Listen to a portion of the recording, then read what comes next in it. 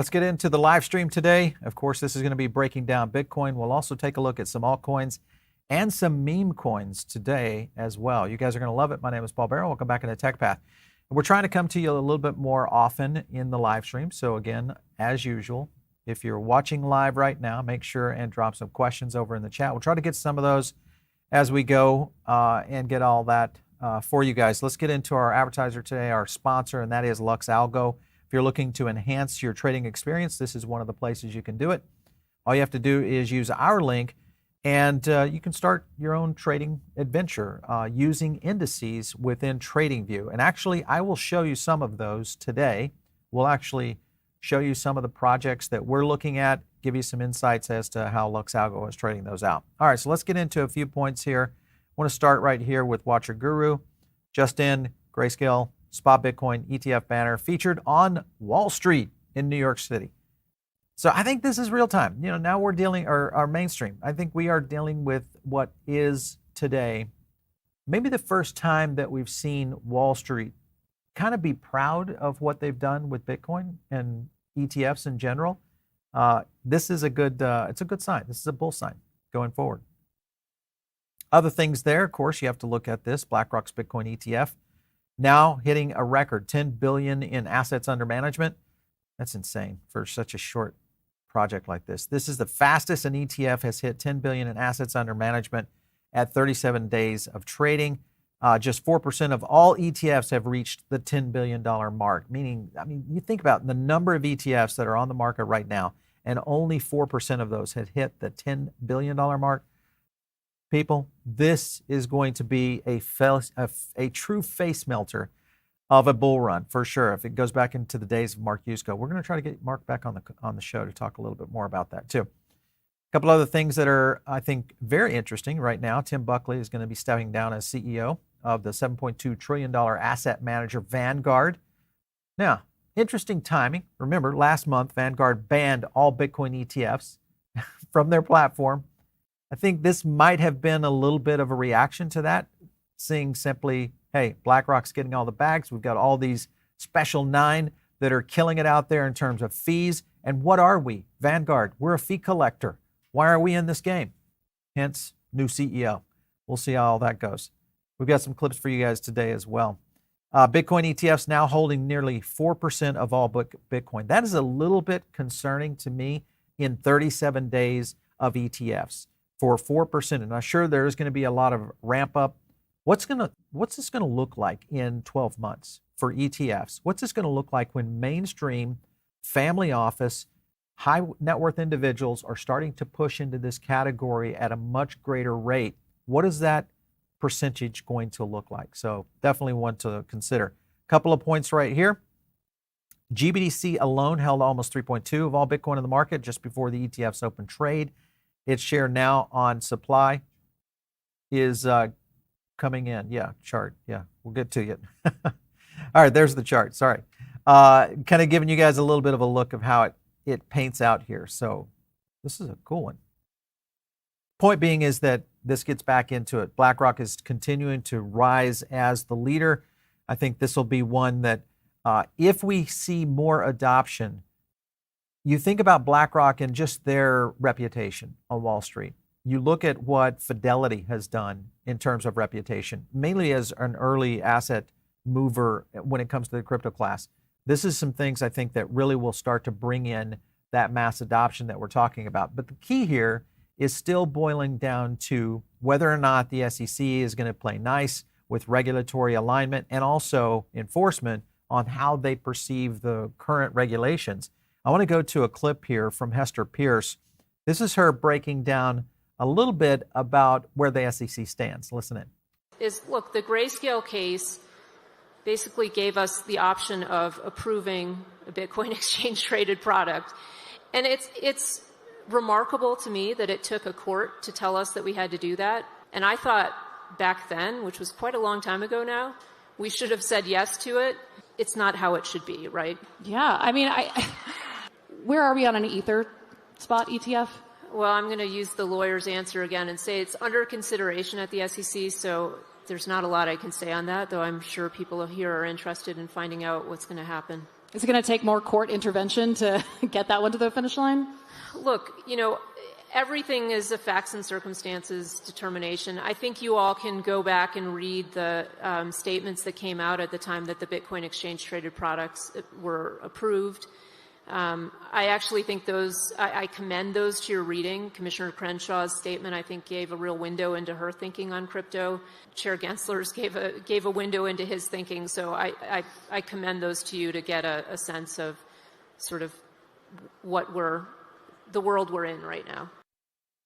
So one point to make here on that's Hester Pierce, a commissioner with the SEC, who's sitting on the stage at ETH Denver, which was then rebroadcasted by CNBC. I want you to kind of step back for a second and think about what I just said. If you're new to crypto, what you realized is that this is now mainstream.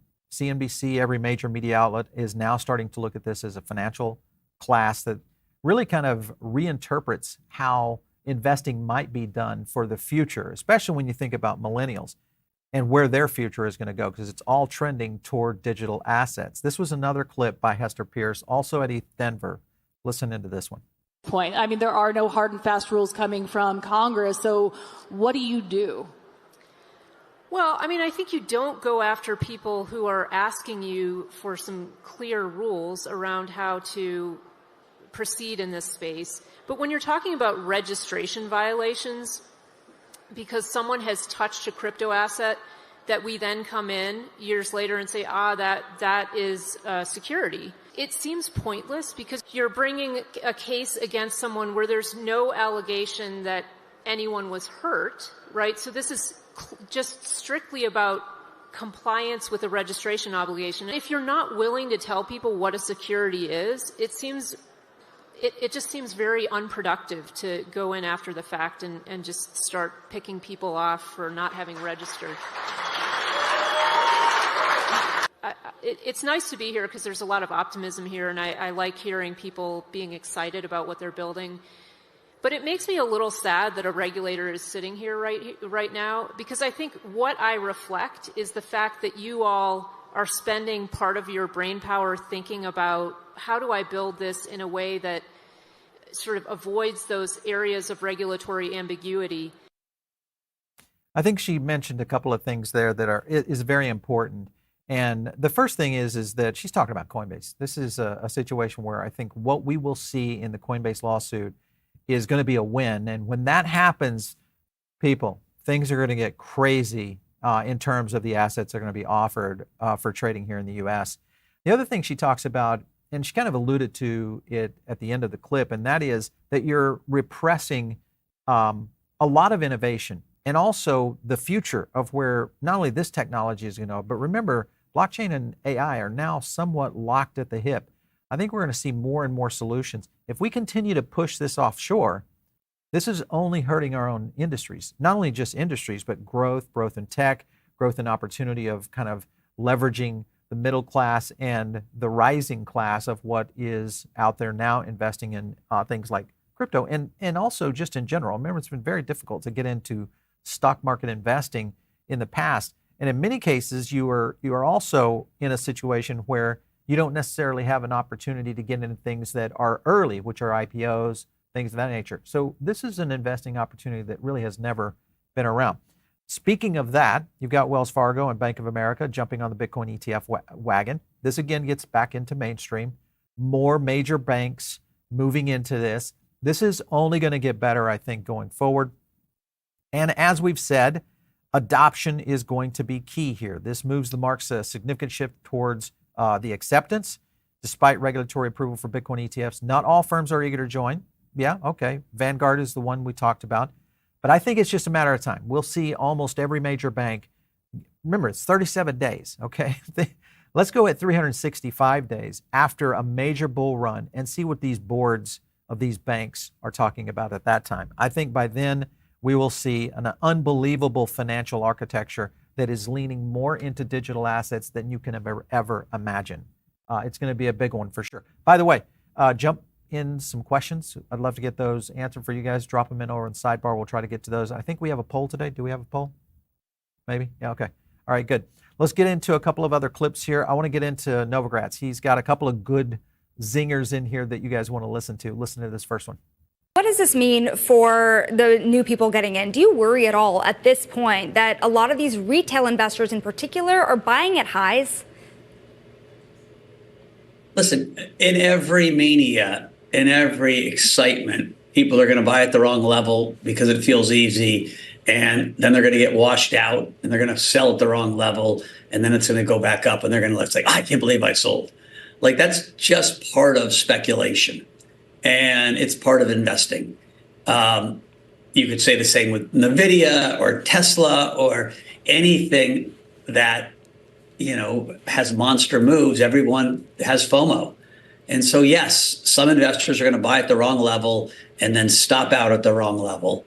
What has been unbelievably impressive about the core Bitcoin community is just how resilient they've been. Down, I remember doing an interview with you a year ago, at 18,000. And the core Bitcoiners just took pain. And so I don't think the core group of people that have owned this thing and really loved it and promoted it, there are no sellers there. Michael Saylor ain't selling. I like Novogratz's attitude. He's been one of the kind of somewhat of the a bit of the OG supporters out there. So yeah, I like what he's saying. He's got another clip here that you guys will like. Listen in. Listen, if you think about what's happening right now as well, you have to wonder with the halving around the corner here, how much is already priced in? When we have more marginal buyers than marginal sellers, prices go up. And that's what I mean by price discovery. There's a new army of buyers. There's an army of salespeople. I mean, what BlackRock is doing is breathtaking, right? That's an army of salespeople being endorsed by their CEOs saying, guys, this is an important part of the future. We didn't have that 6 months ago.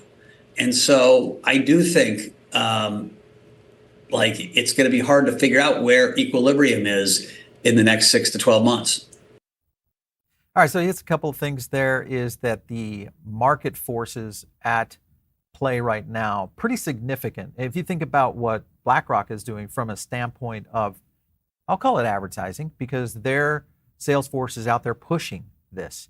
And then you have the forces from ARK, then you have the forces from Fidelity. The point is that you're getting a lot more awareness into the right mindsets that are looking at investing and pulling cash off the sidelines. That gets me into the point of we are set up for a very intriguing bull run. Now, there is always one concern, and that is, what if something happens? Of course, I was a little concerned this week when we saw Coinbase go down. That would be one of the things that would kind of get you going, OS. That could be a problem if we see those kind of scenarios playing out.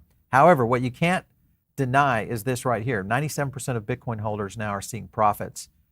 This is pretty significant because it has been one of those things that around the dinner table, out with friends, everybody kind of shakes their heads for the most part when you mention Bitcoin or you mention your financial advisor who doesn't want to get in crypto. Now those people look kind of silly.